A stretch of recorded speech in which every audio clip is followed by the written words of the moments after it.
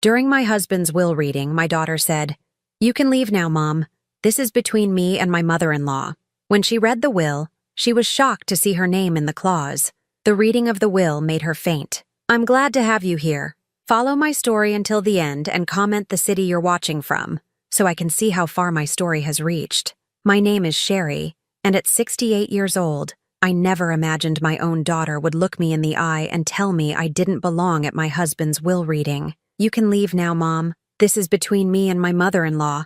Elodie's voice cut through the mahogany-paneled law office like a blade. I sat there, clutching my worn purse, feeling my heart sink into my stomach. After 43 years of marriage to Robert, after holding his hand through his final breath just 2 weeks ago, my own daughter was dismissing me like I was some stranger who'd wandered into the wrong room. The lawyer, Mr. Henderson, shifted uncomfortably behind his massive desk. "Mrs. Patterson, perhaps we should proceed with all family members present." "She's not immediate family in this matter," Elodie interrupted, not even looking at me. She sat there in her expensive black suit, the one I knew cost more than my monthly Social Security check, her perfectly manicured nails drumming against the leather chair. "The estate planning concerns the primary beneficiaries." Nellie, Robert's mother and Elodie's mother-in-law, nodded approvingly from her seat. At 74, she still carried herself with the same cold authority that had made my life miserable for decades. "Sherry, dear, perhaps you'd be more comfortable waiting in the lobby. This is really a formality anyway." The way she said "dear" made my skin crawl. It was the same tone she'd used when she told me my casserole wasn't quite right for Robert's taste, or when she suggested I might want to freshen up before family photos. Everything wrapped in false sweetness but designed to cut deep. I wanted to stand up for myself. I wanted to remind them that I'd been the one changing Robert's bedsheets when he was too weak to get to the bathroom. I'd been the one sleeping in that uncomfortable hospital chair for 3 months, while Elodie made excuses about being too busy with her social commitments. But the words stuck in my throat like they always did. "I think I have a right to be here," I managed to whisper, my voice barely audible. Elodie finally turned to look at me, and the expression on her face made me feel smaller than I'd ever felt in my life. It wasn't anger. It was pure disgust, like she was looking at something that had crawled out from under a rock. "Right," she laughed, but there was no humor in it. "Mom, you've been living off Dad for decades. You never worked, never contributed anything meaningful to this family's success. Did you really think you'd inherit anything significant?" Each word hit me like a physical blow. I thought about all those years I'd given up my teaching career to take care of her when she was small, all the dreams I'd put aside to support Robert's business ventures. But how do you explain a lifetime of sacrifice to someone who sees it as laziness? Nellie leaned forward with that practiced smile of hers. Now, Elodie, your mother deserves something, of course. I'm sure Robert left her enough to maintain a modest lifestyle. Modest lifestyle. The phrase hung in the air like a judgment. I looked down at my hands, noticing how thin and pale they'd become. When had I gotten so old? When had I become so invisible? Mr. Henderson cleared his throat again. "I really must insist that Mrs. Patterson remain for the reading. There are specific provisions." "What provisions?" Elodie snapped. "Dad and I discussed everything extensively during his illness. He understood that I'm the one who'll be taking care of Nellie as she ages, managing the properties, handling the investments. I'm the responsible one." The responsible one? I almost laughed at that. Elodie, who hadn't visited her father in the hospital until the last week when she realized he was actually dying. Elodie, who'd spent the past 6 months asking pointed questions about life insurance policies and property values, while I begged her to just spend time with him, but I said nothing. I just sat there, feeling the familiar weight of disappointment settle over me like a heavy blanket. This was my life, being talked about like I wasn't in the room. Having my worth measured and found wanting by the very people I'd sacrificed everything for. "Fine," I said quietly, standing up on unsteady legs. "I'll wait outside." As I reached for the door handle, I heard Elodie whisper to Nellie, "She'll be fine. Mom's always been dramatic about money. This will probably be good for her. Teach her some independence." I paused with my hand on the door, feeling something crack inside my chest. Not my heart. That had been breaking slowly for years. Something deeper. Something that had been holding me together finally gave way. I stepped into the hallway and sank into one of the uncomfortable waiting room chairs. Through the thick glass door, I could see them settling in for what they clearly expected to be a celebration. Elodie was already pulling out her phone, probably texting her friends about her inheritance. Nellie was adjusting her pearls, preparing to hear how wealthy she was about to become. Neither of them had any idea what Robert had really thought about their behavior these past few months. Neither of them knew about the conversations we'd had in those long hospital nights, when he'd watched Elodie breeze in for 5-minute visits before rushing off to her next social engagement. What they definitely didn't know was what I'd been hiding from all of them for the past 8 months, the reason I'd been so tired, so thin, so desperately in need of the family support that never came. Sitting in that sterile waiting room, I couldn't stop my mind from drifting back to when this nightmare really began. It was 6 months ago, when Robert first got the diagnosis that would eventually take his life. I remember walking into our living room that Thursday afternoon, finding Elodie and Nellie huddled together on the couch, their voices dropping to whispers the moment they saw me. They'd been doing that a lot lately, having these private conversations that stopped whenever I entered a room. "Oh, Sherry," Nellie had said with that false brightness she'd perfected over the years. "We were just discussing Robert's medical care. You know how overwhelming these decisions can be." Overwhelming.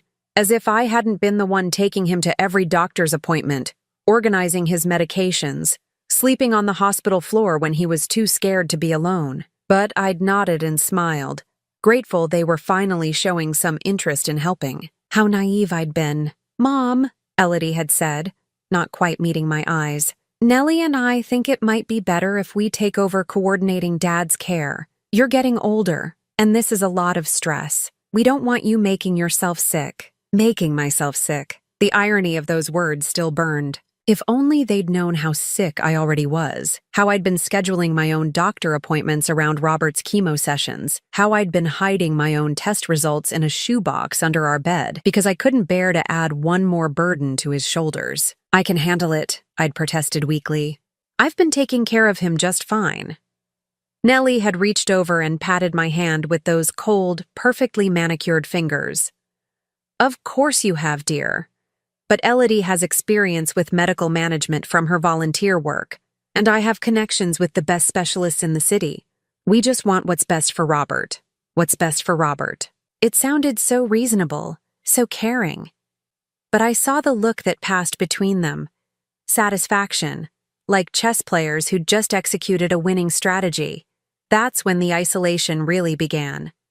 Suddenly, I wasn't included in conversations with the doctors. Elodie would schedule appointments and forget to tell me until afterward. When I'd ask questions about treatment options, they'd exchange those looks again and tell me not to worry about the complicated medical stuff. "Dad's in good hands," Elodie would say whenever I tried to assert myself. "You should focus on resting. You look exhausted all the time lately." I was exhausted, but not just from caring for Robert, from the constant battle to remain relevant in my own husband's medical care. From pretending I didn't notice how they'd steer him away whenever he tried to include me in discussions. From acting like it didn't hurt when they'd suggest I take a little break every time I tried to attend a family meeting. The worst part was watching how they manipulated Robert when he was at his weakest. I'd come back from making tea to find them sitting close to his bedside, their voices low and serious. "You need to think about Sherry's future," I'd overheard Nellie saying one afternoon. "She's never been good with finances. If something happens to you, she'll need guidance. Professional management. Professional management." As if I were a child who couldn't be trusted with money. "Elodie's so smart about these things," she'd continued, "and she understands the family assets. She could make sure Sherry is taken care of properly. Taken care of. Not respected, not trusted, taken care of. Like a pet that needed feeding." Robert had been so weak then, so confused from the medications. I watched him nod along, not really understanding what they were suggesting, just grateful that his daughter seemed to be taking an interest in family responsibilities for once. But I understood. I understood that they were systematically erasing me from my own life, painting me as incompetent and fragile while positioning themselves as the responsible caretakers. They were building a narrative that would justify whatever they had planned. The most painful memory was from just 3 weeks before Robert died. I'd been in the kitchen trying to prepare his favorite soup when I'd heard Elodie on the phone in the next room. "No, she's not adjusting well to Dad's illness at all," she'd been saying. "She's becoming increasingly unreliable. Yesterday, she couldn't even remember which medications he'd taken. Honestly, I'm worried about her mental state." I'd dropped the ladle, feeling my hands shake. Not from weakness, from rage, because that was a lie. I remembered every single medication, every dosage, every side effect. I'd been the one managing his care while she showed up for photo opportunities. But when I'd confronted her about it later, she'd looked at me with such pitying concern. "Mom, you're getting confused again. I never said that. Maybe you should consider seeing someone about these memory issues." Memory issues. She was gaslighting me, making me question my own reality while she systematically took control of everything that mattered to me.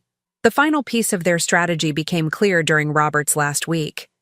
I'd wanted to stay with him around the clock, but suddenly there were too many visitors, and visiting hour restrictions that somehow never seemed to apply to Elodie and Nellie.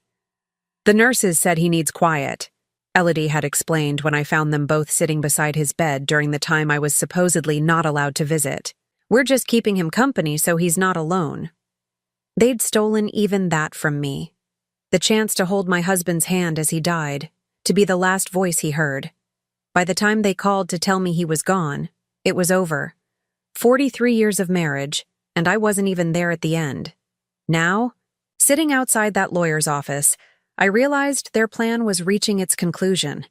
They'd spent months undermining my credibility, questioning my competence, positioning themselves as the responsible parties who would need to manage whatever Robert left behind. What they didn't know was that Robert had been more aware than they'd realized. Much more aware. I'd been sitting in that waiting room for nearly an hour when I heard the first scream. It came from behind the heavy oak door of Mr. Henderson's office, a sharp, disbelieving cry that made my blood run cold. Then came the sound of papers rustling frantically, chairs scraping against the floor, and Elodie's voice rising to a pitch I'd never heard before. "This can't be right. There has to be some mistake." I pressed closer to the door, my heart hammering against my ribs. Through the frosted glass, I could see shadowy figures moving frantically around the desk. "I assure you, Mrs. Patterson, there is no mistake," came Mr. Henderson's calm, professional voice. "Your father was very specific about these provisions. He spent considerable time ensuring the language was precisely what he intended." "Read it again!" That was Nellie's voice, sharp and commanding. "There must be some codicil, some additional document we haven't seen yet." The silence that followed was thick with tension. I found myself holding my breath, straining to hear every word. "Very well," Mr. Henderson said, and I could hear the rustling of papers. "Regarding my daughter, Elodie Marie Patterson, I have observed with growing concern her treatment of her mother during my final illness. Her neglect of Sherry's well-being, her dismissive attitude toward her mother's needs, and her obvious preoccupation with financial inheritance rather than family compassion have demonstrated a character unsuited to the responsibility of wealth." My hand flew to my mouth. Robert had been watching. He'd seen everything. Mr. Henderson continued reading, his voice steady and clinical. "Furthermore, her collaboration with my mother, Nellie Patterson, to systematically exclude Sherry from medical decisions and family discussions represents a cruelty I cannot and will not reward. Therefore, I leave to Elodie the sum of $5,000, to be held in trust until she can demonstrate 1 full year of consistent, respectful care toward her mother." $5,000? Elodie's voice cracked. "5,000? I'm his daughter. I'm his only child." "There's more," Mr. Henderson said quietly. "To my mother, Nellie Patterson, who encouraged and participated in the emotional abandonment of my wife during the most difficult period of our lives, I leave the sum of $1,000 and suggest she examine her conscience regarding the treatment of the woman who cared for her son with unwavering devotion." I heard something crash, probably a glass being thrown or knocked over. Then Nellie's voice, colder than I'd ever heard it. "This is that woman's doing. She manipulated him when he was weak, confused from the medications. We'll contest this. No court will uphold such an obviously coerced document. Mrs. Patterson, Mr. Henderson said, and I could hear the disapproval in his tone. Your son was of completely sound mind when he executed this will. In fact, he specifically anticipated challenges to his mental capacity. He included extensive documentation of his reasoning, including detailed notes about incidents he observed and conversations he overheard. What incidents? Elodie demanded. What conversations? The rustling of papers again. He documented the afternoon you told him that your mother was becoming increasingly unreliable and suggested she might have memory issues. He noted that this conversation took place while Mrs. Patterson was in the kitchen, preparing his medication with perfect accuracy, as she had done every day for months. My knees went weak. Robert had heard that phone call. He'd known Elodie was lying about me. He also documented the evening you and Mrs. Nellie Patterson discussed having your mother declared incompetent to manage finances, despite her having successfully managed the household budget for over 4 decades. This conversation took place while Mrs. Patterson was bathing your father, something she did twice daily without assistance. We never said anything about having her declared incompetent, Elodie protested, but her voice lacked conviction. Your father's notes suggest otherwise. He quotes you as saying, "We need to make sure Mom doesn't have access to any significant amounts. She's not equipped to handle real money, and honestly, she's showing signs of decline." The silence that followed was deafening. I remembered that night. I'd been helping Robert with his bath, and I'd heard their voices from the living room, but I'd been so focused on keeping him comfortable that I hadn't really processed what they were saying. Robert had, though. Robert had heard every word. So where? Elodie's voice was barely a whisper now. Where does everything go? The house? The investment accounts? The life insurance policies? The vacation property? Everything goes to Mrs. Sherry Patterson, with the provision that she use these assets to ensure her own health and well-being for the remainder of her life. I felt the world tilt sideways. Everything? Robert had left me everything? He can't do this! Nellie's voice was shrill now, desperate. I'm his mother. I raised him. Everything I did was to protect the family assets. From whom? Mr. Henderson's question hung in the air like a challenge. From his wife of 43 years? The woman who sacrificed her career to raise his child and support his business ventures? The woman who spent 3 months sleeping in a hospital chair because she couldn't bear to leave his side? She's manipulative, Elodie shouted. She's always been good at playing the victim. Dad was vulnerable, scared. She took advantage of that. Your father anticipated this reaction as well, Mr. Henderson said calmly. He included a personal letter to be read aloud in the event that his decisions were questioned. More paper rustling. Then Mr. Henderson's voice, softer now, reading words that made my heart ache. To my daughter Elodie, if you are hearing this letter, it means you have challenged my final wishes. I want you to know that every decision I made was the result of months of careful observation, not medication-induced confusion or manipulation. The letter continued, and I pressed even closer to the door. You spent my final months asking about money while your mother asked about my pain levels. You visited to discuss inheritance while she read to me for hours when I couldn't sleep. You saw my illness as an inconvenience that interrupted your social life while she saw it as our final chapter together, something to be cherished despite the difficulty. I heard what sounded like sobbing. Whether from Elodie or Nellie, I couldn't tell. Most importantly, you treated your mother like a burden when she was the greatest blessing of my life. You dismissed her concerns, ignored her needs, and spoke about her as if she were already dead. I cannot trust my life's work to someone who would treat the woman I love with such casual cruelty. There was a long pause before Mr. Henderson continued. The assets I leave to Sherry are not a reward for manipulation. They are compensation for devotion. She has earned every dollar through 43 years of putting my needs, your needs, and this family's needs before her own. It is time someone put her needs first. The door suddenly flew open, and Elodie stumbled out, her face red and streaked with tears. She looked at me sitting there, and for a moment, I saw something flicker across her features. Shame, maybe, or recognition, but it was quickly replaced by rage. This isn't over, she hissed.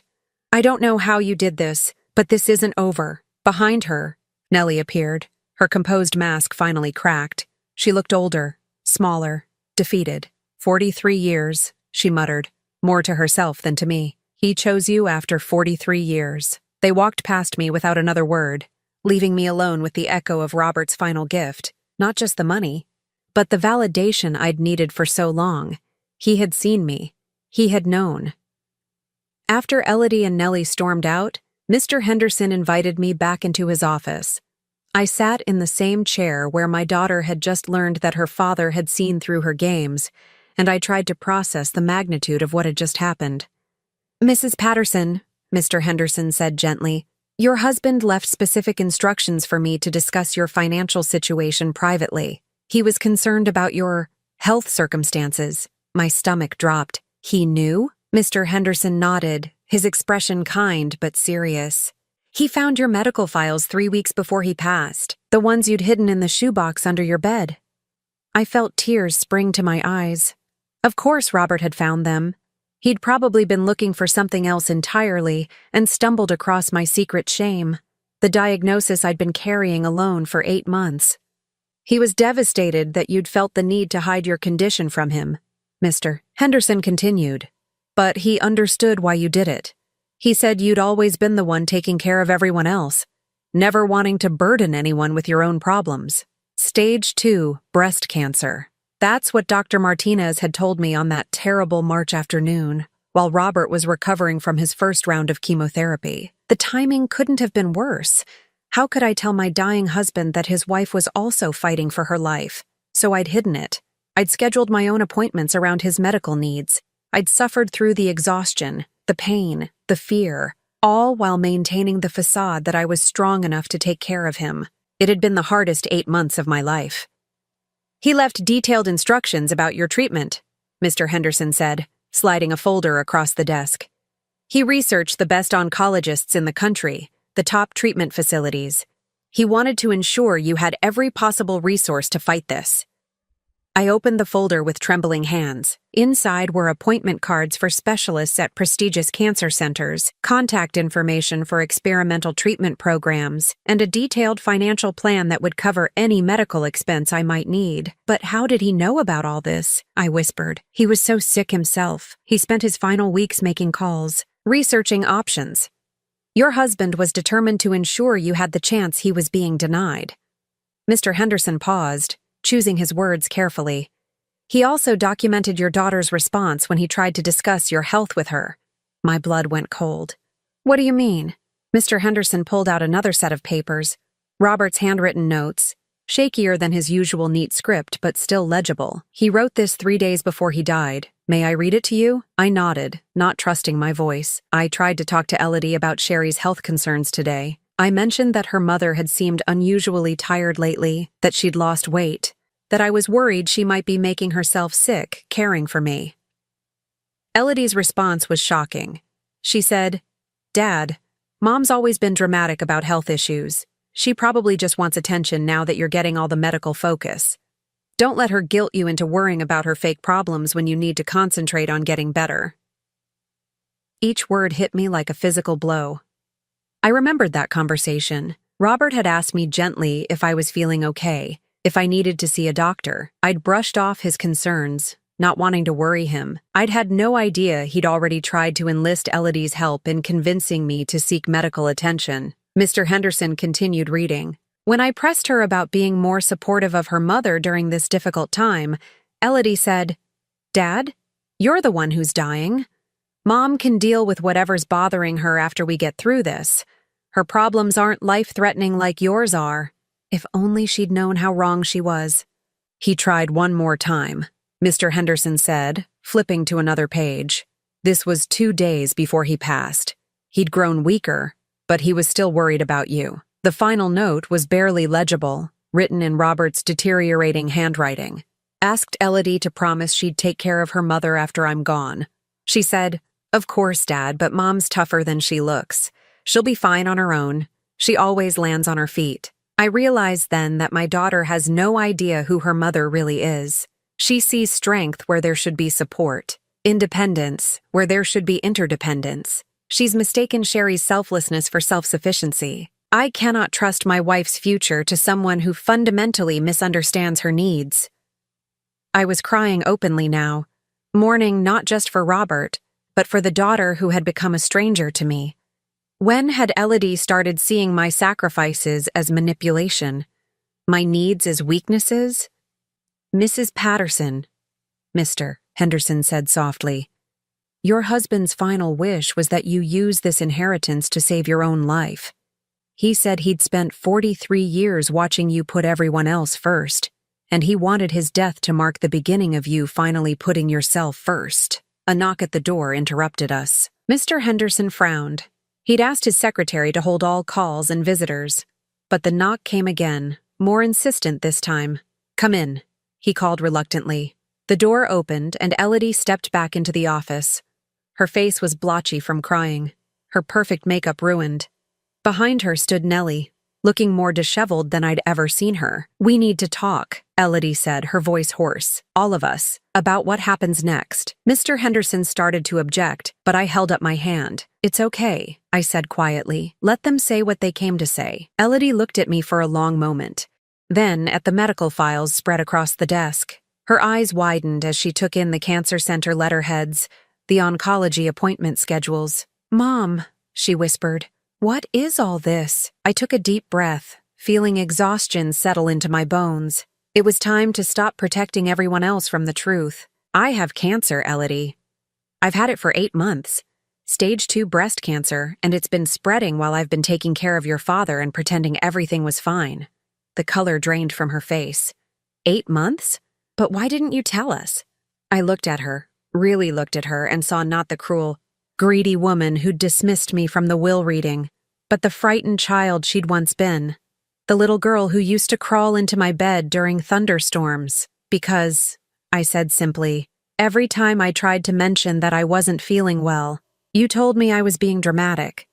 Every time I suggested I might need to see a doctor, you said I was trying to steal attention from your father, so I stopped trying. Nellie sank into the chair beside Elodie, looking suddenly ancient. Oh, Sherry, she breathed. We had no idea. No, I agreed. You had no idea, because you never asked. You never looked.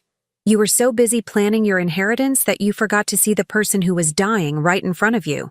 The room fell silent except for the ticking of Mr. Henderson's antique clock. Finally, Elodie spoke, her voice barely audible. What can we do? How can we help? Please tell us how to fix this. I looked at my daughter, at the desperation in her eyes, and felt something shift inside me. Not forgiveness. Not yet.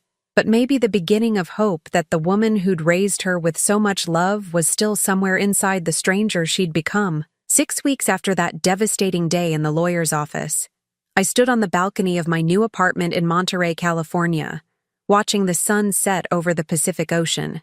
The salty breeze carried away the last of my old life, the one where I'd made myself small to accommodate everyone else's needs. The apartment was nothing like the house I'd shared with Robert. It was smaller, simpler, but it was entirely mine. Every piece of furniture, every picture on the wall, every book on the shelf reflected my choices, not what would look impressive to visitors or what would match someone else's idea of good taste. My first oncology appointment at the Monterey Bay Cancer Center had been 2 weeks ago. Dr. Sarah Chen, one of the top breast cancer specialists in the country, had reviewed my files with the kind of focused attention I'd forgotten I deserved. Mrs. Patterson, she'd said, her voice both gentle and direct, I'm concerned about the delay in treatment, but I'm optimistic about your prognosis. We caught this at stage 2, and with aggressive treatment, your chances of full recovery are excellent. Aggressive treatment. The phrase that had terrified me when I was trying to care for Robert, while hiding my own illness, now sounded like hope. I had the best doctors, unlimited resources, and most importantly, the mental energy to focus on getting well instead of taking care of everyone else. The chemotherapy had started immediately.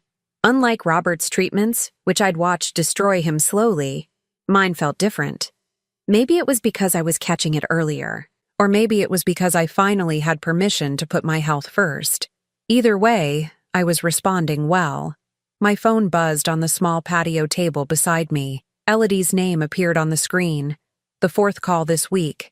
I'd been answering about half of them, which was more than I'd managed in the first few weeks after leaving Sacramento. "Hi, Mom."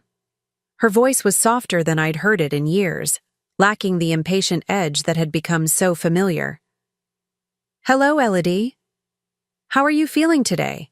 Did you have treatment this week?" These were new questions from her. For months after the will reading, our conversations had consisted entirely of apologies and promises to do better. But gradually, she'd started asking about my actual day-to-day life, my health, my small pleasures. "I had treatment on Tuesday," I told her. "Dr. Chen says the tumors are shrinking faster than expected." I heard her breath catch with relief.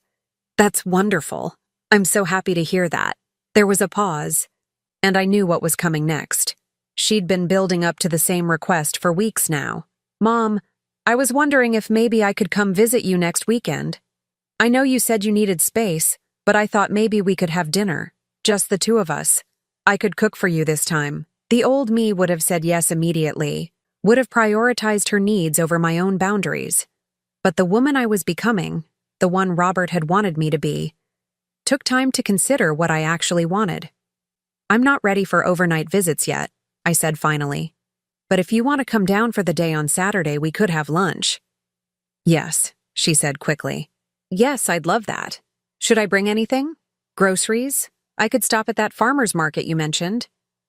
It was strange, hearing her offer to take care of me instead of the other way around. Part of me wanted to tell her not to bother, that I was perfectly capable of shopping for myself.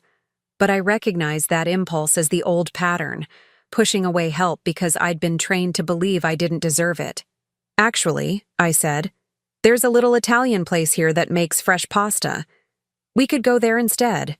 It overlooks the harbor." "That sounds perfect. Mom, I've been going to therapy. Dr. Rodriguez is helping me understand how I treated you, why I became so focused on material things instead of relationships." I'd wondered about that. The Elodie who called me now was different from the one who'd tried to exile me from the will reading. More thoughtful, more aware of her impact on others. "How's that going?" I asked. "It's hard," she admitted, realizing that I became exactly like Nellie, that I treated you the way she always treated you. "Dr. Rodriguez says I learned to see love as something you had to earn through achievement rather than something you deserved just for existing." That analysis hit closer to home than I wanted to admit. I'd spent my entire adult life trying to earn love through service, through sacrifice, through making myself indispensable. Maybe Elodie had learned that pattern from watching me. "What about Nellie?" I asked. "How is she handling everything?" Elodie was quiet for a moment. "She's struggling. She moved to that senior community in Roseville, the one with assisted living services. She keeps asking if I think you'll ever forgive her, if there's anything she can do to make amends." I looked out at the ocean, watching a pelican dive for fish in the waves below. A year ago, I would have felt guilty about Nellie's situation, would have worried that I was being too harsh. Now I felt something closer to indifference. "I don't wish her harm," I said finally, "but I don't have the energy to manage her guilt along with my own healing. I understand. And Mom, I need you to know that I don't expect forgiveness. I know I have to earn back your trust, and I know it might take years. Maybe it might never happen completely, but I want to try." After we hung up, I sat on my balcony until the stars came out, thinking about the strange turns life takes. A year ago, I'd been invisible in my own family, dying slowly from neglect and undiagnosed cancer. Now I was the one with all the power, all the resources, all the choices. The irony wasn't lost on me that it had taken Robert's death to give me life. My phone buzzed again. A text this time, from Dr. Chen's office confirming my appointment for next week. Routine follow-up, checking my progress. The treatments were working so well that we might be able to reduce the frequency soon. I thought about calling someone to share the good news, then realized I didn't need to. This joy was mine to hold. Mine to savor, without diluting it by managing someone else's reaction to it. Tomorrow I had plans to visit the local botanical garden, something I'd never had time for when I was busy taking care of everyone else. Next week, I was starting a watercolor painting class at the community center, Small pleasures, but they felt revolutionary after a lifetime of putting everyone else's interests first. The ocean breeze picked up, carrying the sound of sea lions barking on the distant rocks. I pulled my sweater closer around my shoulders and smiled. For the first time in decades, I was exactly where I wanted to be, doing exactly what I wanted to do. And if that meant some people had to learn to live without my constant caretaking, well, maybe that was a lesson they'd needed to learn all along. 18 months later, I stood in front of the mirror in my bedroom, adjusting the soft blue scarf I'd chosen to wear instead of a wig. My hair was growing back, silver and curly in a way it had never been before, and I'd decided I liked it better than the mousy brown I'd maintained for decades. The woman looking back at me bore little resemblance to the exhausted, invisible person who'd been dismissed from that law office over a year ago. My eyes were brighter, my shoulders straighter. I'd gained back the weight I'd lost during those terrible months of hiding my illness, and my skin had the healthy glow that comes from being truly, deeply happy.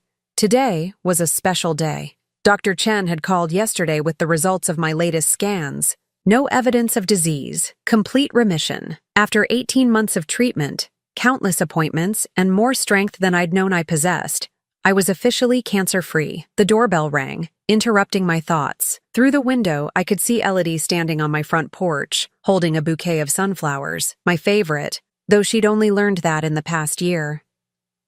"Hi, Mom," she said when I opened the door, and I noticed she looked nervous.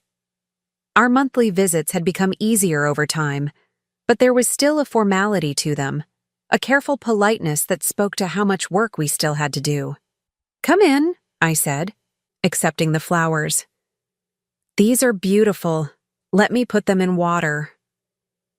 As I arranged the sunflowers in a vase, Elodie wandered around my living room, taking in the changes I'd made since her last visit.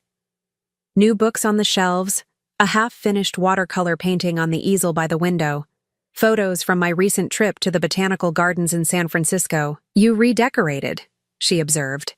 "I bought new things that I actually like instead of things that looked appropriate," I corrected gently. "There's a difference." She smiled at that, a real smile that reminded me of the little girl she'd once been. "Dr. Rodriguez says that's part of recovery, learning to trust your own preferences instead of performing for other people's approval."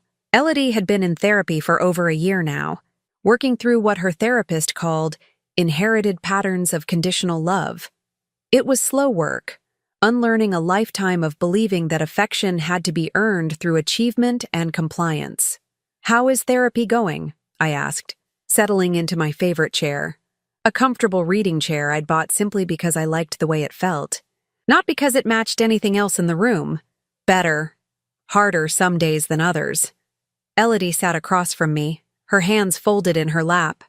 "Dr. Rodriguez has been helping me understand how I learned to see you as weak instead of selfless, how I mistook your sacrifices for choices."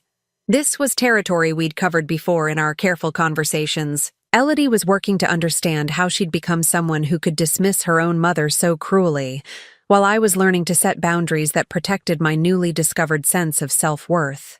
"I have something to tell you," I said, deciding it was time to share my news. "Dr. Chen called yesterday. The cancer is gone. Completely gone."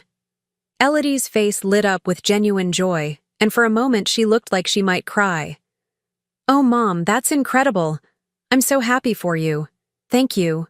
It feels surreal, honestly. After everything that's happened, I keep waiting for the other shoe to drop." "But it won't," Elodie said firmly. "You're healthy. You're free. You're living the life you want. You deserve all of this." It was such a simple statement, but it meant everything coming from her. For most of my life, I'd believed I deserved very little. Certainly not the comfortable life Robert's inheritance had provided, not the excellent medical care that had saved my life, not the peaceful independence I'd found in this small coastal town. "There's something else I wanted to discuss with you," Elodie said, her voice becoming more serious. "About Nellie." My stomach tightened slightly. Nellie was still a complicated subject between us. She'd been calling Elodie regularly, asking for updates about my health, wondering if I might be ready to consider reconciliation. She's not doing well, Elodie continued. The assisted living place is nice, but she's very isolated. She doesn't have many friends there, and she spends most of her time thinking about how she treated you during Dad's illness. I waited, knowing there was more. She asked me to give you this. Elodie pulled an envelope from her purse, my name written on it in Nellie's distinctive handwriting. She's not asking for forgiveness or trying to manipulate you into contact. She just wanted you to know how sorry she is. I took the envelope but didn't open it immediately. How do you feel about her situation? Honestly, I feel bad for her, but I also understand why you can't have her in your life. She spent decades treating you poorly, and her being lonely now doesn't erase that history. It was a mature response, one that showed how much Elodie had grown. The old Elodie would have pushed for reconciliation, would have tried to manage everyone's emotions to avoid conflict. I might read her letter eventually, I said, setting it aside, but not today. Today is for celebrating. Elodie nodded, understanding. What would you like to do to celebrate? I thought about it. A year ago, I would have suggested something that centered on her preferences, something that would make her happy, but I was learning to prioritize my own joy. I want to walk on the beach, I said. I want to feel the sand between my toes and watch the waves, and then I want to come back here and order too much Chinese food and watch an old movie. That sounds perfect, Elodie said, and I could tell she meant it. We spent the afternoon walking along the shoreline, talking about small things, my painting class, her work, the novel I was reading. Nothing heavy or emotionally charged, just the comfortable conversation of two people who were learning to know each other again. As the sun began to set, painting the sky in shades of pink and gold, I realized how different this moment was from anything I'd experienced in my previous life. I wasn't worrying about anyone else's needs or managing anyone else's emotions. I was simply present, enjoying the company of my daughter without the weight of obligation or resentment. Mom, Elodie said as we turned to head back to the house, I know I can't undo the past, but I want you to know how proud I am of you. The way you've rebuilt your life, the strength you've shown, it's incredible. I stopped walking and looked at her. This woman who had once been my greatest heartbreak and was slowly becoming something like a friend. Thank you, I said simply. That means more than you know. Later that evening, after Elodie had driven back to Sacramento and I was alone with my Chinese takeout and an old Katharine Hepburn movie, I opened Nellie's letter. It was shorter than I'd expected, written in her careful script. Dear Sherry, I have no excuse for how I treated you, only an explanation that I was afraid of losing my place in Robert's life. I see now that there was room for both of us to love him, but I was too insecure to believe it. You deserved better from me, and from all of us. I don't ask for forgiveness, only that you know I understand what I did was wrong. I hope you are finding the happiness you always deserved. With sincere regret, Nellie. I folded the letter and set it aside. Maybe someday I would respond to it. Maybe not. But for now, it was enough to know that the truth had finally been acknowledged. As Katharine Hepburn delivered her final monologue on the screen, I pulled my soft throw blanket around my shoulders and smiled. I had spent 68 years learning to disappear, to make myself small enough to fit into other people's lives. Now, finally, I was learning to take up space, to live boldly, to choose joy. Robert's greatest gift hadn't been the money he'd left me. It had been the permission to finally, truly, live for myself, and I intended to make the most of every moment I had left. Now I'm curious about you who listened to my story. What would you do if you were in my place? Have you ever been through something similar? Comment below. And meanwhile, I'm leaving on the final screen 2 other stories that are channel favorites, and they will definitely surprise you. Thank you for watching until here.